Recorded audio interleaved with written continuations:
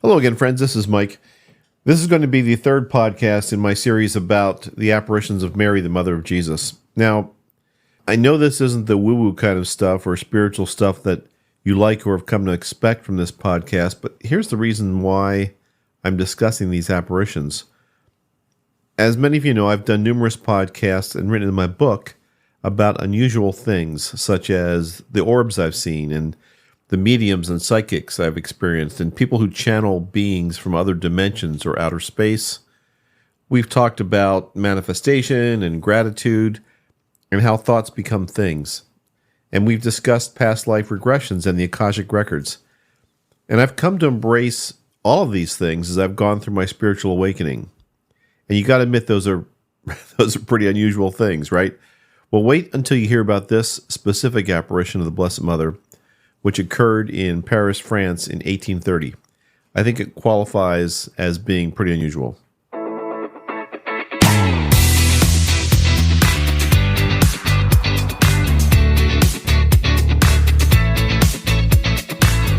Hello again, friends and fellow truth seekers. Mike Nicholas here with another episode of the Soul Unleashed podcast, where it's my goal to help you with the questions you might have regarding the awakening of your soul, and particularly to help other left brain types, like I think I am, ask the right questions in our search for a deeper meaning to life. Ultimately, I want to help you unleash your soul from limiting beliefs and smothering paradigms. So let's get started with today's adventure. So, apparitions of the Blessed Mother. You know, how can we be interested in things such as finding dimes on the sidewalk and considering them a message from Spirit, or seeing a cardinal fly by and interpreting it as a message from our departed loved ones, and yet not be interested in something like the apparitions of a well-known spiritual being? That's why I'm kind of fascinated with this whole topic, and especially an apparition that has been thoroughly investigated and documented, and frankly, as you'll hear about this in a minute, it's pretty amazing. Now, maybe that's because it's a Catholic thing. And yes, devotions to the apparitions of Mary are primarily a Catholic phenomenon. And I'll discuss the reasons for that, at the end of this series. I've actually learned quite a bit studying this. But many of you are aware of other messages, such as the Seth material, whose central focus was that each individual creates his or her own reality, and the basis for the concept of manifestation. The Seth material was a collection of writings dictated by a woman named Jane Roberts to her husband from 1963 until her death in 1984. And the material that she produced really ignited what's commonly called the New Age movement. Or maybe you've heard of the Abraham Hicks messages, which started with a woman named Esther Hicks in 1985. Esther was a voracious reader of the Seth material, and her channeling started shortly after the death of Jane Roberts, and her experiences actually continue to this day. I mean, you can go to her website, and she's got downloads of messages, that she's still receiving. She channels a consciousness called Abraham, and those messages form the basis of what is referred to as the law of attraction. I'm sure many of you have heard of that. The very popular 2006 film, which was called The Secret, was based on her work. And I've read most of the Seth material, and I've read a huge portion of the Abraham Hicks messages. And of course, I've watched The Secret, and I've read tons of other stuff. And I just want to mention that because I'm aware of all that. And that's kind of through that lens that I'm interpreting what I'm about to talk to you about with the Blessed Mother. But for now, I want to focus on this particular apparition through the lens of my spiritual awakening, the whole experience of my soul being unleashed from strictly a Catholic interpretation. But whatever this event was that you're about to hear about, or however you look at it, it had a major impact on the world. And as with previous discussions about apparitions, I want to first talk about the facts of the event and then discuss the messages. And then finally, I'll talk about kind of the world history context at the time. So let's return to France in the early 1800s. Who was Catherine Labouré? Well, Catherine was born into a devout Catholic family. She was born on May 2nd, 1806, in Burgundy, France. She was the 9th child of 11 children, and her family was not poor. They were actually middle class. Burgundy is a prosperous wine region of France, and so this wasn't the typical case of a poor peasant girl that suddenly sees the Blessed Mother. like you'll see in some future apparitions. But Catherine's mother died when she was 9 years old, and that deeply impacted her. And so, following that tragedy, Catherine took on a more significant responsibility in her household. She helped her father manage the family farm. She took on, the care of many of her relatives. And from an early age, she said that she had a strong calling to religious life and a desire to care for the poor and the sick. Now, Catherine was very beautiful, and she declined many offers of marriage. And despite her father's doubts, at age 24, she joined the Convent of the Daughters of Charity, an organization of nuns, and she began her novitiate. Now, novitiate is a period of training where you're training to become a nun. And so she took this training in Paris, France. And she started that in April of 1830. And later, reported by her confessor, Father Adela, Catherine experienced visions of a priest whom she later recognized by a picture on the wall as St. Vincent de Paul. She didn't know who this was that she was seeing, and she was moved by his presence and by his messages. And later, when she got to the convent, she realized that it was St. Vincent de Paul. All this happened before she saw the Blessed Mother, so it's safe to say, I think, that Catherine was already receiving messages and spiritually connected prior to the whole Blessed Mother thing. Anyway, there are two distinct apparitions that Catherine experienced, both in the first year of her novitiate, and they both occurred in the chapel of the motherhouse of the Daughters of Charity in Rue de Bac, Paris. So what I'm going to do is I'm going to read to you, I'm trying to make it a little bit interesting anyway, but read to you the story of what happened during these two apparitions, because it's a story about how this happened. So the first one occurred on a dark night of July 18th, 1830 in Paris. Sister Labouré. It was almost midnight, and Sister Labouré was sleeping. Sister Labouré awoke, startled at the voice. She was sure she had heard someone call her, but not quite sure. Sister Labouré. She sat bolt upright in bed this time. There was no mistake. She was stunned. This voice in the darkness was without reason, without explanation, but there was no doubt about its certainty. Sister Labouré was perplexed and troubled. She did not understand. Sister Labouré! A shining angel stood beside her bed. By now he was urgent and insistent. Sister Labouré was dazed. Come to the chapel. The Blessed Virgin is waiting for you. Sister Labouré quickly recollected herself as best she could. I might awaken the other sisters if I get up. Do not fear. Everyone is sound asleep. It is 11:30. Come. I am waiting for you. Sister Labouré dressed quickly. It was risky business. She was only a novice of a few months' standing in the convent. Prowling around the convent by night would bring quick expulsion if she was detected. But when her guardian angel commanded her, hers was not to reason why, only to obey in blind faith, leaving the rest to God. Out through the corridor and down the hallway they went. The convent lamps lighted all the way, a condition not to be explained naturally. They should have been out. The chapel door was locked as usual, but at the touch of the angel it swung open, and the chapel, normally dark by night, was lighted as brightly as if for midnight mass. Up the aisle they walked, the angel leading Sister Catherine. He stopped before the director's chair in the sanctuary. Instinctively, Catherine knelt. Nothing happened. In the strange, weird silence of uncanny experience, Catherine grew uneasy. The clock struck 12. Here is the Blessed Virgin, said the angel. Sister Labouré saw no one. Presently there was the sound of rustling silk, and a very beautiful and majestic lady walked down the altar steps and seated herself in the director's chair. Sister Labouré knelt at the foot of the chair, and together she talked with the Queen of Heaven for a long time. Catherine put her laps in the lap of the Blessed Mother. As an aside, this is one of the rare times that I've heard of a person physically interacting with an apparition, physically touching it. Continuing, at first the conversation was personal. Then there were messages from Our Lady herself to Father Aladel, Sister Catherine's confessor and spiritual director. And then there was the message for the world. Great troubles are about to happen in France, the Queen of Heaven said. The danger will be great, but do not be afraid. The good God and St. Vincent will take care of the Sisters of Charity and the priests of the mission. My child, the cross of Jesus will be hated. Many priests will be put to death. The Archbishop will die, and the streets will run with blood. My child, the whole world will be filled with trouble and sorrow. My child, the good God wishes to give you a mission. Later I shall let you know what it is.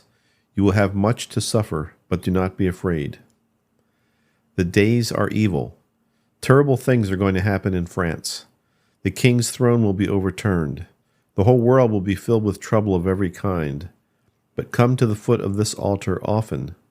Here, many graces will be given to everyone who asks for them. They will be given to the rich and to the poor, the great and the lowly. The climax had been reached, and the Blessed Virgin arose and left. She has gone, said the angel, and he led Sister Labouré back to her bed, where she lay awake for the rest of the night. The angel disappeared as quickly as he had come. The clock struck 2. She had been awake for about 2 hours. She later told her confessor, Father Aldeli, I don't know why, she said, but it seems to me there's going to be a change in the government of France. So I'm going to pause there a second. That's the story of the first apparition, right? Which is pretty cool. And those messages, I'll tell you right now, they apply to what was going on in France. It's called the July Revolution. If you look it up on the internet, as I did, Encyclopedia Britannica, there was a revolution in France that took place about a week after this message. The throne of France was overturned. And I'll talk at the end here about what the significance of that is, but she was right on in terms of what was about to happen. So here's the second apparition. Catherine prayed about that and talked to her confessor about the first one for a long time. Then, about 4 months later, on a Saturday afternoon, November 27th, 1830, the Sisters of Charity were making preparations for the coming of Christmas. It was during Advent. And Sister Labouré was praying hard to still understand her mission that Our Lady had spoken about on the first occasion. She still didn't know what it was. She was by herself in the chapel, and during her prayer, she heard the same rustle of silk over the altar. And there stood the Blessed Virgin, clothed in white. She was standing on a globe, one foot crushing the head of a serpent on the top of the globe. In her hands, she held a small ball, a golden one, surmounted by a cross, which represented the world. Our Lady was offering this to God, looking toward heaven and praying for its acceptance by God. And on her fingers were many rings filled with jewels and precious stones, from which shining rays of light descended. She said to Catherine Labouré, This ball which you see is the world, France in particular, and each person individually. I am praying for it and everyone in the world. The rays which fall on this ball are the graces which I give to those who ask for them, but there are no rays from some of the stones, for many people fail to receive grace because they neglect to ask for them. After a time, the small ball representing the world in Our Lady's hands vanished, and she lowered her arms outstretched. And the rays glittered and glistened more brightly than before. And then around her head, around the outside of this oval that she was seeing the Blessed Mother in, appeared the luminous letters of the words, O Mary, conceived without sin, pray for us who have recourse to thee. Those words are very important, by the way. O Mary, conceived without sin, pray for us who have recourse to thee. And then a frame of gold appeared around the whole vision. And she said, Have a medal struck after this model. All who wear it will receive great graces. It should be worn around the neck. Great graces will be given to those who wear it with confidence. And then the apparition turned, revealing the model for the back side of the medal, which was a large M surmounted by a cross, and below the M were 2 hearts, one encompassed with thorns, which is to represent the Sacred Heart of Jesus, and the other pierced with a sword to represent the Immaculate Heart of Mary. And encircling the whole were 12 stars boarding the frame. And then the vision disappeared. So that happened a couple times where she kept going and coming back during her prayer, and she showed her the medal a couple times. And the last time, Our Lady said, You will see me no more, but you will hear my voice in your meditations. Sister Catherine's confessor, Father Aldel, placed very little credence in her visions. She'd already talked to him about this, right? And she complained that the metal was taking too long to understand what was going on. Anyway, it took about 2 months for old Father Audel to figure out that it was actually a valid thing. He talked to the bishop, and after a few months, they ordered the metal struck immediately, and the first quantity was produced. So that's the story of the two visions. Now, what's kind of interesting about all that is there was a lot of upheaval going on in France at the time. And this is a short podcast, so we can't get into this whole thing. But the major thing, at least looking at it, trying not to look at it as strictly a Catholic interpretation, was that there was a revolution going on. And the revolution was that the monarchy was losing its grip on France. The July Revolution of 1830, which took place, within weeks after St. Catherine Labourè's first apparition, led to the overthrow of King Charles X and the ascent of Louis Philippe, who established what was called the July Monarchy in France. And it was sparked by restrictive ordinances and discontent, and basically the people kind of tried to overthrow the monarchy. And at the same time, there were many other revolutions that were going on during this time in Europe.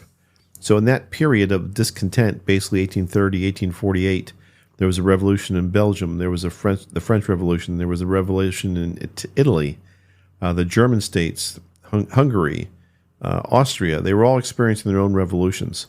And so I think that was the period of turmoil and blood to which the Blessed Mother was referring in her messages. And I think it's possible, I'm doing the interpretive thing here now, that the church was very concerned about losing its role or losing its spiritual impact that it had. All of these revolutions were part of a broader pattern, basically a pattern of conflict and change that was sweeping across Europe, which profoundly impacted the political landscape of what was going on, but especially its relationship with the church. And it's fair to say, I think, that the church saw this political upheaval as a challenge to its traditional authority and patronage with its role in society. Many of the parts of Europe that experienced these revolutions not only aimed for political change, but they often also advocated for reduced church influence in public and government spheres. So these movements sometimes embraced secular or anti-clerical ideas that threatened the traditional privilege and authority that the church held. That was what was going on, I think, at the same time the church was trying to promulgate the notion of this miraculous metal. So I don't want to be critical or too critical or skeptical of what the church's reasons were for all this, nor to say that what Catherine Labouré saw was not true. But I think there's 5 reasons. I'll go through those here real quick and then wrap up pretty quickly here. 5 reasons why the church was enthusiastic about promoting the miraculous metal. One was they saw the promotion of the miraculous metal. It became called the miraculous metal, by the way. It wasn't called that when the Blessed Mother gave that to Catherine. She didn't call it the miraculous metal. It became called that because after it was purchased in the hundreds of thousands by people, there were many miracles that were reported. There was a pandemic that occurred in France about 10 years later, and the metal was attributed to people that wore it, were cured, and so it became called the miraculous metal. So the church saw the promotion of this metal as a way to encourage spiritual renewal among the faithful. And I think that was seen as a counterbalance by the church to the growing secularism and materialism at the time. And those things were blamed for societal unrest. So the church, I think, saw the miraculous metal as a way to increase spiritual renewal. Secondly, it allowed the church basically to reassert its influence, reassert its spiritual authority and its role as a mediator between the divine and the faithful. The third was the message of the Virgin Mary to St. Catherine Labouré spoke of grace and protection for those who embraced the metal. And I think this was the way the church was offering a means of hope and stability during uncertain times. And I think it did provide that. Fourth thing was that it allowed the church to consolidate the faithful. So in times of crisis and all this upheaval, the miraculous metal with its promise of divine grace and blessings served to deepen devotion among the faithful, potentially making them more resilient to all the secular stuff that was going on and spreading throughout Europe. And finally, the fifth thing, the reason that it made sense to promote the medal was it helped the church combat anti-clericalism. So the revolution often carried a lot of anti-clerical elements and threatened the church's properties, the role of the church in education, the role of the church in political influence. And so promoting a new and powerful devotional item like the Miraculous Medal was able to help rally the faithful and counter these threats. Finally, there's a few things that are really important about this, and I can't get into this for the purpose of time, but two or three things towards the end here that are the theological and doctrinal basis for belief in this vision. One was Marian devotion. So the church in Catholicism has a strong tradition of Marian devotion, recognizing Mary as Mother of God, but also as the intercessor for the faithful. This is something that's been rejected by non-Catholic religions, that the role of Mary is too important in Catholicism. However, her role in this apparition, especially crushing the head of the snake, that represents Satan and evil. And so the role of Mary in terms of being an intercessor and a protector is deeply a part of this apparition, that she's offering graces through this medal and she's crushing the head of Satan as an intercessor for us to God. The second thing is the concept of the Immaculate Conception. It really wasn't a thing. It wasn't a doctrine of the church when this happened, when this apparition occurred. So to have her put around the outside of the medal the words, "O Mary, conceived without sin, pray for us every course of thee," was revolutionary in its own sense. It was the Blessed Mother saying, "conceived without sin," which reinforced the thought at the time that the Blessed Mother was conceived without sin. And that became an actual doctrine of the church, I think, in 1854. Pope Pius the Ninth made that an official doctrine of the Catholic Church, the Immaculate Conception. So those were two important things that came out of this whole process. And finally, I just want to tell you this. The chapel where all this occurred in France, Rue de Bac, is still there, and it's a very popular tourist attraction. But what is really weird is the body of St. Catherine Labouré is in the chapel. Now, she was buried like for a long time. I don't know how many years it was, 30, 40 some years. And they dug her back up again, only to find that her body had not decomposed. And so her skin and her muscles and her face, everything, if you look at a picture of this, you can look online, just look for the body of St. Catherine Labouré. It is not decomposed. And that was part of the reason why when they dug her back up, that the Pope made her a saint. I think it was 1934 that she was actually made an actual saint.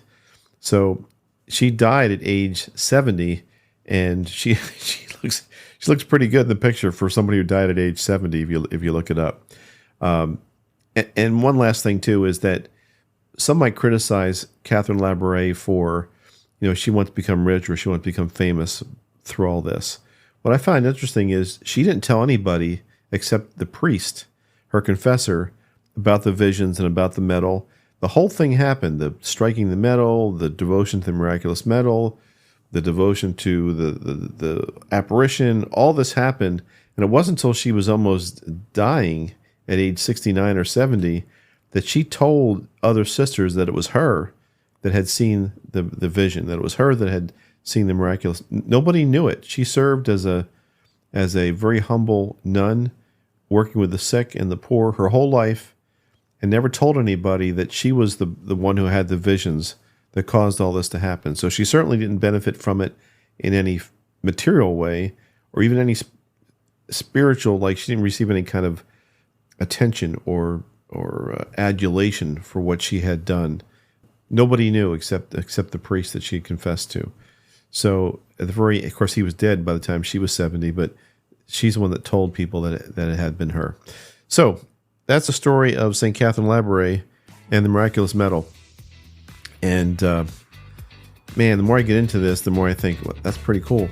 So relating this back to our understanding of spirituality, when I wrap all this up at the end and talk about all these apparitions at the end, I have some real thoughts about how to approach this in terms of a belief system, and put it in context of my spiritual awakening, maybe your spiritual awakening.